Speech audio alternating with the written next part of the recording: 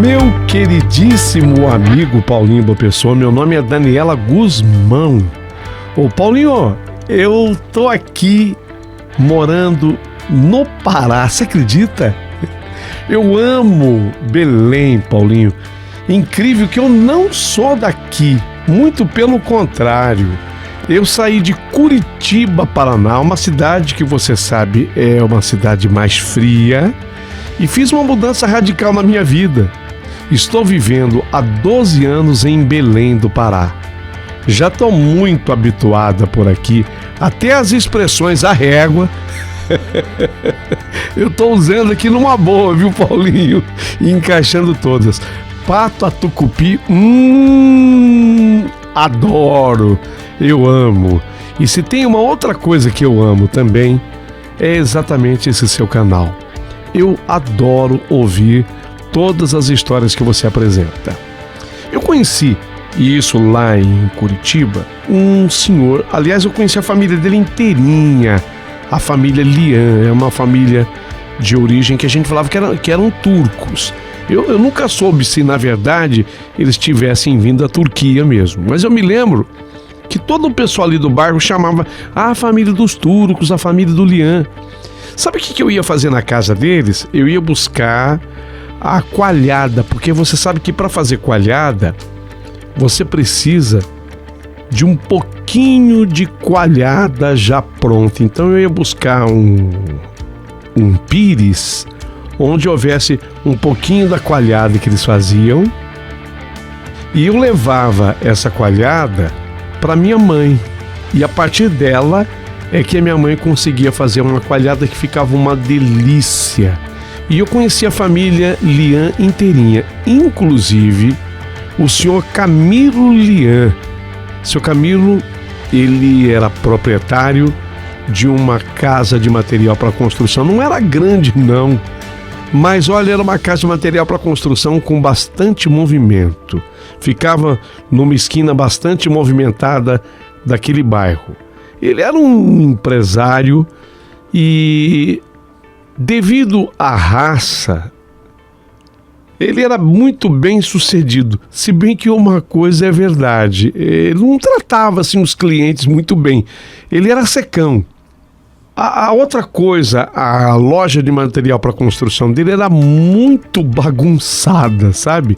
A mercadoria, ela era disposta de uma forma desorganizada, em prateleiras, às vezes também ficava assim, esparramada pelo chão da loja, mas isso não impedia dele manter uma considerável clientela. Olha o que ia de gente, sempre que alguém precisava de alguma coisa, falava, vamos passar lá na loja do Turco, vamos pegar.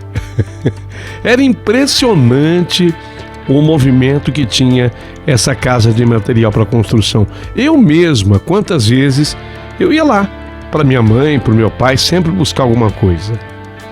A explicação do porquê de tanto movimento era muito simples. Ele foi o primeiro comerciante de material para construção da cidade que eu conheci. E de acordo com pessoas bem mais idosas que eu, bem mais velhas que eu, ele era mesmo o primeiro daquela região. Com isso, a clientela se mantinha. E uma outra coisa que fazia com que todo mundo preferisse a loja do Turco é que não havia um objeto que você fosse atrás, uma mercadoria que você fosse atrás, que lá não tivesse. Sempre tinha. Podia ser até um pouquinho diferente do modelo que você buscava, mas que tinha algo parecido, tinha. E às vezes semelhante até demais. Aí começou a pintar a concorrência. Você sabe que Curitiba é uma capital espetacular que vem se desenvolvendo e vem crescendo. Então a concorrência veio crescendo. Estes concorrentes, sim, eram lojas bem organizadas, elas tinham um depósito próprio, a mercadoria era alocada de forma organizada.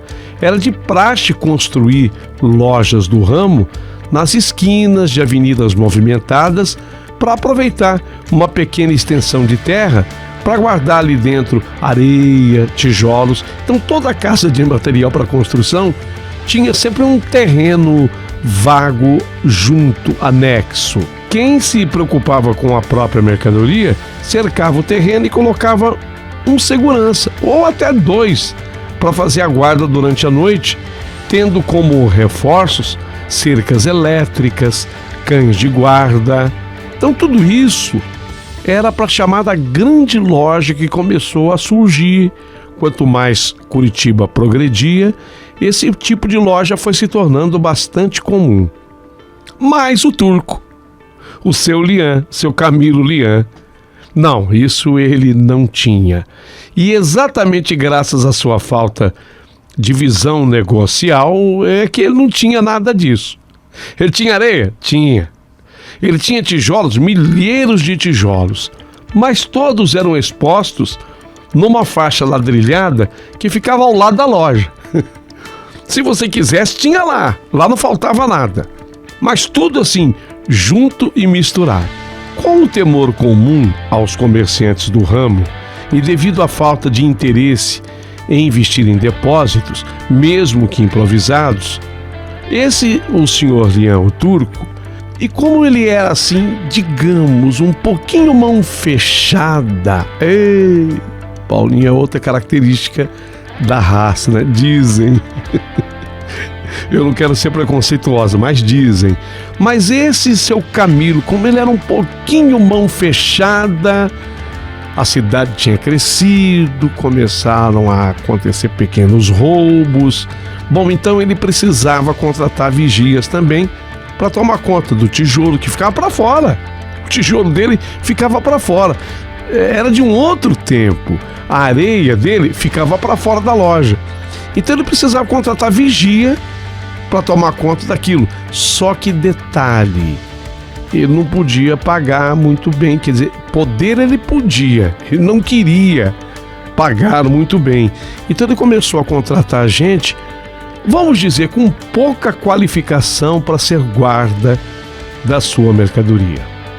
Seu Camilo, durante anos, ele manteve apenas 13 vigias, cujo último permaneceu na função durante uns 12 anos, pelo menos 12, 13, 14 anos. Só que de repente, quer dizer, não foi tão de repente assim, depois desse tempo, esse vigia foi estranhamente substituído por outro que nunca fora visto em seu posto.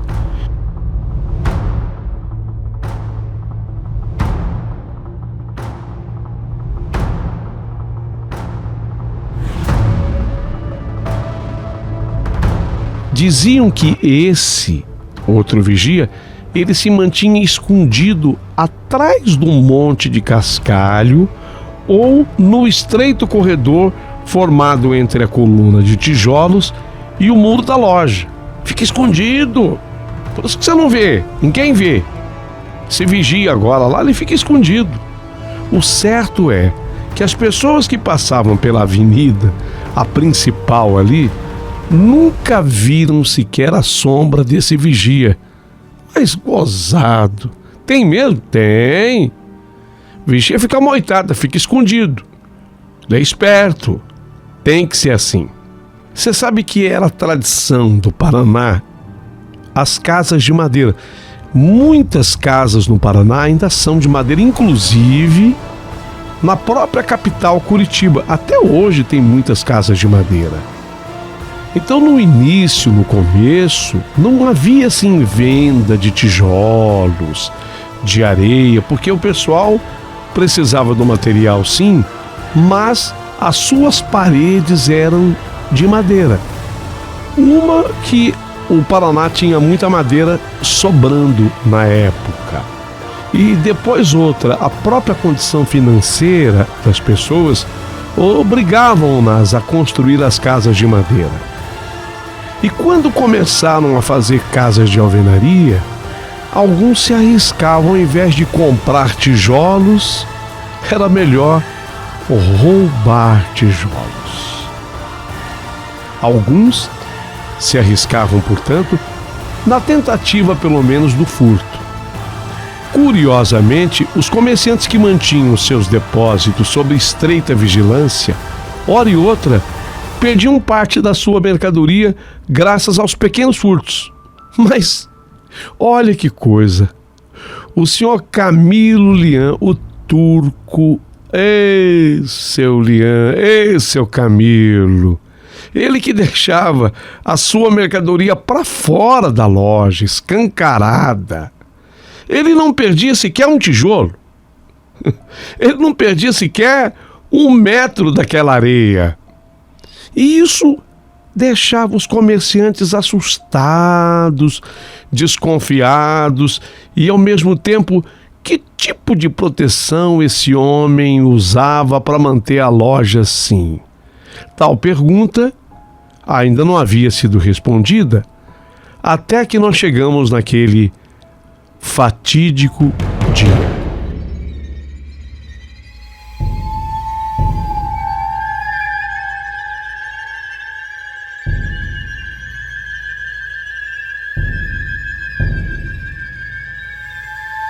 Era uma noite de lua cheia, friorenta. Você sabe que Curitiba, quando faz frio, faz frio. Era uma noite assim, densa, como há muito tempo não se via. Os cães de rua cruzavam a calçada com os olhares desconfiados e as poucas pessoas que passavam pela avenida principal se apressavam para chegar em casa por conta da absoluta escuridão do bairro e os sons inquietantes da noite que amedrontavam furiosamente. Depois de alguns minutos, o silêncio reinava. Eu estou falando de um bairro tradicional, mas bem afastado do centro de Curitiba. Porém, esse silêncio que reinava logo era interrompido pelo som agradável de ferraduras tocando levemente o asfalto. Era um cavalo calçado de ferradura que vinha puxando algo que aí sim produzia um barulho mais irritante, o rangido das rodas de uma carroça. Porque essa carroça, ela não tinha as rodas em pneu, era chamada roda de pau, mas com um anel de metal. Numa mistura estridente e perturbadora, especialmente quando se ouvia isso tudo no silêncio da noite. E aí, um homem baixo e barbudo, ele puxava o seu cavalo por uma direção bem definida. Mas espera, o homem não estava montado na carroça? Não, ele puxava. Ele estava a pé e ia puxando o cavalo, mas por uma direção bem definida. Esse homem baixo e barbudo, ele olhava para a direita, para a esquerda, para cima, para baixo, para o centro. Ele parecia temeroso assim, sabe? O relincho do cavalo o incomodava, tanto que por vezes ele fazia caretas para que o animal parasse de relinchar. Mas o cavalo ignorava as caretas feitas por ele. Para demonstrar raiva e reprovação aos relinchos, o homem dava fortes puxões no cavalo e fazia com que o cavalo desse curtos saltos e balançava a carroça de um lado para o outro, quase que virando a carroça. O homem baixo e barbudo, chamado aqui de o estranho e seu animal, pararam em frente à loja de quem? Dele mesmo, seu Camilo turco. Ele olhou para todas as direções para encontrar o vigia, mas nem sinal do bendito. O homem baixo e barbudo, hesitante, andou pelo estreito corredor atrás da coluna de tijolos e circundou as porções de areia, de cascalho, que ficavam bem ao lado. Olhou de novo, nem sinal de vida do vigia. Ele deve ter pensado: Isso aqui é blefe do turco. Ele não tem vigia nenhum. Ele assusta todo mundo dizendo que o vigia fica escondido. Ah, bobagem. É mentira dele. Não tá vendo que eu não tô encontrando vigia nenhum? E outra coisa, o vigia vai se esconder em que lugar? Ele quer que a pessoa fique assustada e ninguém venha roubar, por isso que ninguém rouba o turco. É por isso, pensou ele. Satisfeito com a rigorosa averiguação que ele fizera, o homem baixo e barbudo, magro, porém provido de certa força, ele puxou o cavalo para deixá-lo bem perto da coluna de tijolos. Posicionou a carroça de forma que ficasse de frente para a porção de cascalho. E com o auxílio de uma pá, ele foi colocando considerável quantidade de cascalho e deixou um espaço ainda para os tijolos. De certo, talvez ele precisasse mais de cascalho do que de tijolos. Mas pegou uma quantidade que dava muito bem para se fazer um banheiro. Ufa, ficou até cansado. Depois de descansar, pegou lotes de 5 tijolos cada e colocou na carroça, até que a carroça deu aquela curvada pelo peso, sabe? As rodas eram grandes, feitas de madeira e com aquele anel de metal. Não sei se vocês se lembram das carroças assim. Voltou a descansar e depois ele finalizou a tarefa. Agora a carroça está carregada. Quando o último tijolo foi colocado na carroça, eis que o baixinho, barbudo, magro, porém forte, foi surpreendido por um assovio lento e cadenciado que vinha da pilha de cascalho. O homem ficou imóvel por alguns segundos e ele fitou o seu animal. O cavalo, ele balançava a cabeça para espantar uma mosca e mexia assim as orelhas. Será que era só para espantar a mosca mesmo? Ele olhou então para o cascalho revirado por ele. Ele mesmo tinha feito aquilo e ele não viu nada e nem uma sombra sequer. Amedrontado, ele lentamente desceu da carroça. Ele tocou assim no arreio do animal, apurou os ouvidos e mais uma vez ele escutou o assovio como que continuando uma melodia. O senhor baixinho e barbudo, ele deu um salto disfarçado e virou-se para ver quem havia emitido aquele assovio, e de novo ele foi surpreendido pelo vazio do local.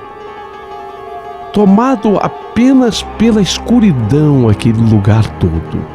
Então o senhor baixo e barbudo, com o coração já acelerado, ele subiu na carroça e se apressou para sair dali, mas o cavalo refugou. Sumariamente o cavalo refugou, como se tivesse ficado congelado, como se o cavalo não conseguisse dar um passo sequer, ou sentisse o peso da carroça, sei lá o que houve. Ele usou então em vão o chicote para alertar o animal, mas o cavalo, ele permanecia imóvel. Então, de novo, o homem baixinho e barbudo, ele desceu da carroça, ele puxou pelas rédeas a pé. Porém, parecia que o cavalo estava estancado no lugar, parado no lugar.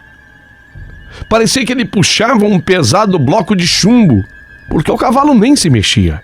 Foi aí que o baixinho exclamou: que diabo de animal marrento!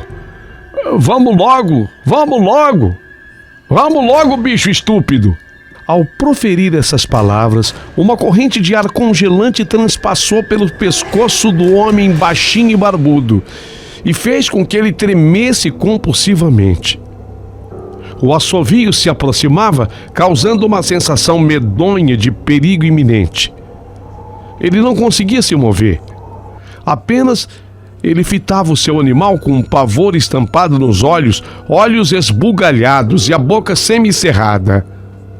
E aí ele perguntou, mas quase que fazendo cocô na calça: "Quem tá aí? Quem tá aí? Quem é que tá aí?" E os assovios pareciam responder à pergunta, aumentando ainda mais o terror que aquele homem sentia. Então ele soltou a rédea do animal, ele deu um passo para trás esperando esbarrar em alguém. E ele caiu sentado no monte de areia e viu o seu animal bater as patas no asfalto, demonstrando terrível inquietação. E ele exclamou de novo: quem por Deus está aí? Quem por Deus está aí?" Perguntou novamente o homem com a voz trepidante agora. Uma voz a poucos metros, soando tal como um murmúrio, respondeu: "Não posso deixar você levar a mercadoria do patrão." O homem sentiu seu coração parar, o seu corpo ficou tão frio quanto a noite. O homem, então, ele cravou a mão esquerda na porção de areia, ele pegou um punhado de areia para jogar nos olhos de quem supostamente seria o vigia da loja. Foi o que ele pensou. Ele levantou com a mão cheia de areia. Ele foi assim guiado pela voz que repetia sempre a mesma frase: "Não posso deixar que você leve a mercadoria do patrão." Ele virou-se para atacar. Ele jogou a areia que prontamente atravessou o corpo de um homem gordo e alto que o fitava com macabra expressão. E aí não havia dúvida. Era definitivamente o espectro que surgiu do nada para proteger a mercadoria. Era um fantasma. Era um fantasma. "Já disse que eu não vou deixar você levar nada. Coloque tudo no lugar e volta para sua casa. Coloque tudo no lugar e volte já para sua casa." Mas você é um fantasma?" Perguntou o homem, apavorado, que sequer ele conseguia respirar direito. Houve um silêncio e ele repetiu a pergunta com muito medo: Você é um fantasma?" E a resposta veio: "Não sou um fantasma. Trabalhei aqui por 12 anos. Porém, sofri um infeliz acidente. Um ladrão veio aqui para roubar a mercadoria do patrão e, ao me ver, disparou 2 tiros na minha cabeça. Levei muito tempo para me recuperar, mas enfim, estou de volta para servir ao meu patrão. E daqui ninguém leva nada, nada, nada." Foi aí que o senhor baixinho e barbudo deu um grito que o bairro inteiro escutou. O vigia se aproximou do homem, revelando a sua verdadeira face. Permanecia o mesmo espectro aterrorizador, porém sua história não condizia com a realidade. Qual era a realidade? Ele não tinha escapado da morte quando sofreu os tiros. Havia morrido na hora. O pobre coitado não se dava conta da sua morte e permanecia no seu posto como se jamais tivesse perdido aquele lugar. O mais impressionante é que o senhor Camilo, o turco, ele sabia disso. sabia disso. Ele tinha consciência disso e estava feliz por ter poupado dinheiro em pagar um novo vigia. Ele apenas agradecia a lealdade do seu velho funcionário. O homem baixinho e barbudo, depois de ter perdido os sentidos, se levantou e correu para casa e deixou a carroça lá mesmo, porque o cavalo não saiu do lugar. A carroça permaneceu lá e carregada. Só no outro dia cedo é que os funcionários do Sr. Camilo acabaram descarregando a carroça e aí puderam conduzir o cavalo e a sua carroça para o lugar de direito. Mas diante do ocorrido, ficou então esclarecido para toda aquela população vizinha à loja de material de construção do Sr. Camilo Lian. Ele tinha um vigia, sim, só que não era deste mundo. O vigia era um fantasma. E seu Lian estava feliz, porque, de acordo com comentários dele, não recebia salário, não cobrava dia de folga, não recebia 13º e nem também falava em férias. Simplesmente trabalhava. Seu Lian tinha um jeito muito particular de agradecer. Ele trazia um pote da sua coalhada e colocava pro fantasma. E, de acordo com testemunhas, no dia seguinte o pote amanhecia vazio. Nunca ninguém viu o fantasma comendo da coalhada. Houve quem dissera que tinha um funcionário esperto que era ele quem comia todo dia da coalhada. E essa história jamais ficou provada. Isso aconteceu naquele comecinho dos anos 60, quando eu contava apenas 13 anos de idade. Depois eu me casei com Josias, um paraense, que acabou me trazendo para cá.